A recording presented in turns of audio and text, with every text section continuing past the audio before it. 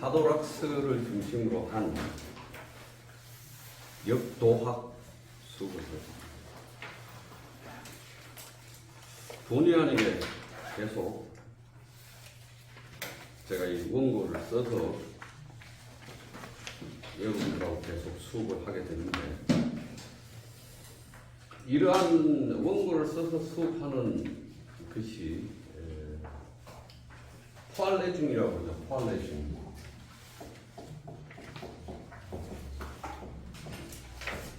포아라는 게 앞에 하는 뜻이고, 레중은 레센 동사, 읽다라는 동사가 바뀌니까 앞에서 읽다라는 뜻입니다.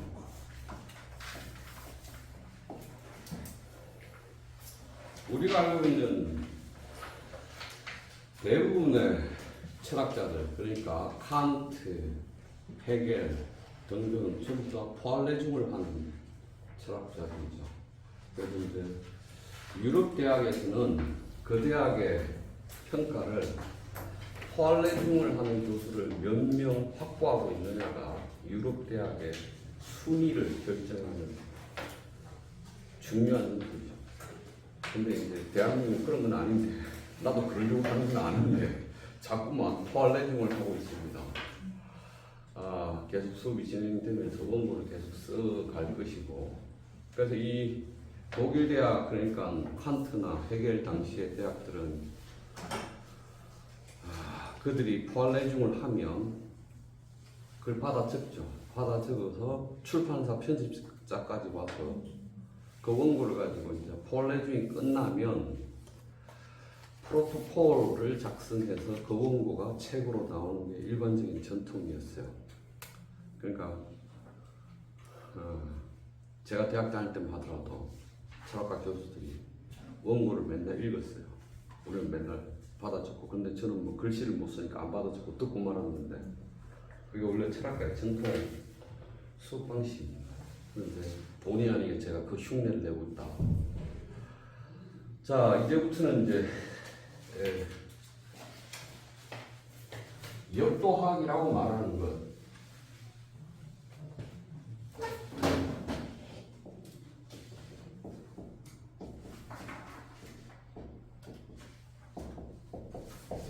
이 역도학이라고 말하는 것은 역학과 도서가 결합된 것을 역도학이라고 그러죠. 그래서 이제 이 역학의 원리나 그것들을 도상으로 표현해내는 것을 역도학은, 이 역도학 안에는 일반적으로 상수학, 도서역, 그 다음에 역도, 이렇게 크게 구분하죠. 상수학 또는 상수역이라고 말하는 것은 한나라 시대 때 역학의 이론들을 말하는 겁니다. 한나라 시대 때의 역학의 사유는 기본적으로 기라는 개념이 역에 결합해서 역의 괴상이나 효상으로 24절기나 일기의 변화, 일년의 변화를 표현해내는 게 기본적으로 괴기설 그러죠. 괴기설 그럽니다. 괴기설 그러고, 이 괴기설은 괴상, 효상을 가지고 기의 흐름이나 일년의 변화나 이런 것들을 표상하죠. 그 표상은 우주에 대한 시공간을 설정하고, 그 시공간을 4궤나 또는 8궤로 표현하고, 그 나머지 60궤를 가지고 기의 변화들을 표현했죠. 그것을 일반적으로 괴기설, 개와 기의 결합이라고 말하고, 그렇게 말하는 것들이 하나의 상수학의 내용이다. 또 다른 상수학의 내용이 있는데, 그것은 우리가 흔히 점을 쳐서 얻는 괴상들 안에서 그 괴상을 얻었는데 그 괴상이 마음에 들지 않거나 할 때 호체를 만들거나 변통을 만들거나, 또는 경방처럼 팔궁, 괴기설 등과 같은 것으로 표현해서 길흉, 국가의 길흉이나 개인의 길흉을 점치는 건 역시 상수학이라고 말하죠. 그런데 이 상수학은 왕필이라는 사람에 의해서 덕의 망상,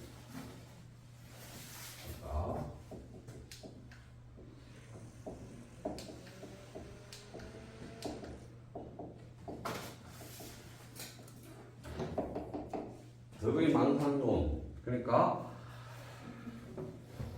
예를 들어서 왕필이 보기에 어떤 사람이 시초점을 쳤어. 시초점을 쳤는데 어떤 괴를 얻었어.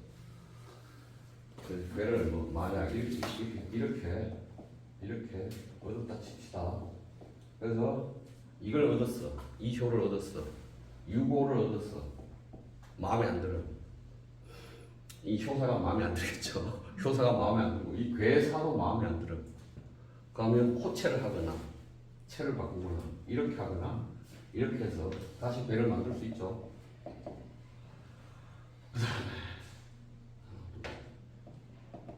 이렇게 만들었는데 이것도 마음에 안 들어. 이 개도 마음에 안 들어. 그럼 변통을 하겠죠? 그래서 이제 개가 죽는데 어떻게 돼요? 원래 얘를 얻었는데 얘도 아니고 얘도 아니고 얘도 아니고 얘도 아니게 돼버리면 어마어마한 효변, 직괴, 호체, 변통 다 뭐 수십 개로 바뀌겠죠, 걔가. 그러면 이게 한나라 시대 때 그랬단 말이에요. 그럼 이게 역의 원리에, 역의 정신에 맞아요? 점치는데 가장 큰 건 위대한 건데. 아, 유리한 거야? 아니, 위대한 거라고 위대. 아, 위대한. 그러니까 그러니까. 다시 마음에 안 든다고 다시 점치면 그건 점칠 이유가 없죠. 좋은 거 나올 때까지 점친다는 그러니까. 그 말이 안 되는 거죠. 그러니까 그런 일들이 벌어지죠. 그러니까 왕필은 그러니까 이 괴를 얻었으면 그 괴를 얻어서 그 괴의 뜻을 보면 상을 잊으라고 말을 하죠. 그래서 이제 왕필에 의해서 이 상수학적 사유가 일소됩니다. 일소라는 한꺼번에 사라진다는 뜻이잖아요. 한 칼에 날아가죠. 그렇지만 상수학은 뭐 완전히 사라지지는 않겠죠.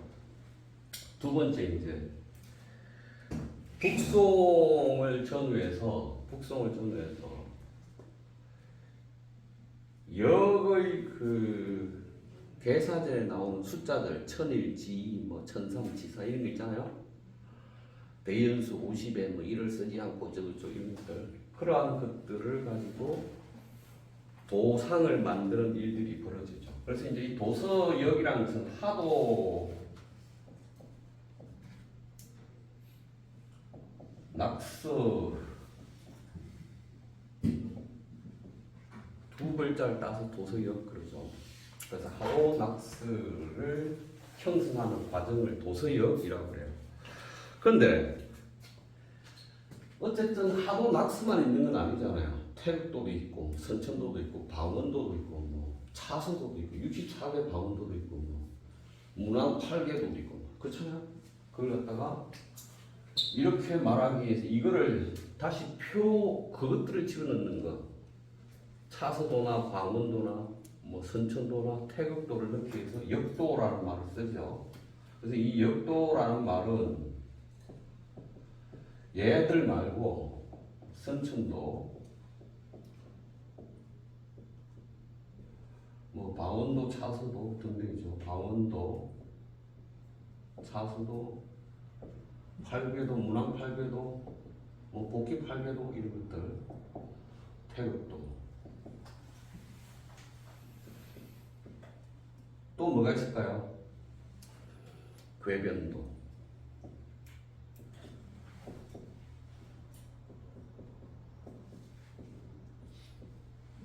이런 것들을 포괄하려고 역도 또는 역도학이라는 범주를 새로 만들어요. 그럼 다시 이제 우리가 이제 역도학 그러면 이것들을 다 포함한다. 상수, 도서, 역도. 그래서 이제 이 궤변도 같은 경우는 한나라 시대 때 경방에 의해서 8군계가 그려지고 이 8군계의 효들이 변해가는 것들을 북송시대의 이계라든지 주희라든지 청대, 레지드까지 그 변화의 논리들을 설명하는 하나의 역사적 흐름이 있죠. 이계는 태극도는 주령계가 그렸다는 것이고 이 선천도는 소강들이 그렸다는 것들이죠. 그래서 이것들을 모두 말하기가 힘드니까 우리 수업에서는 얘들을 중심으로 보고 얘와 얘를 좀 다루고 그렇게 수업을 진행하겠습니다.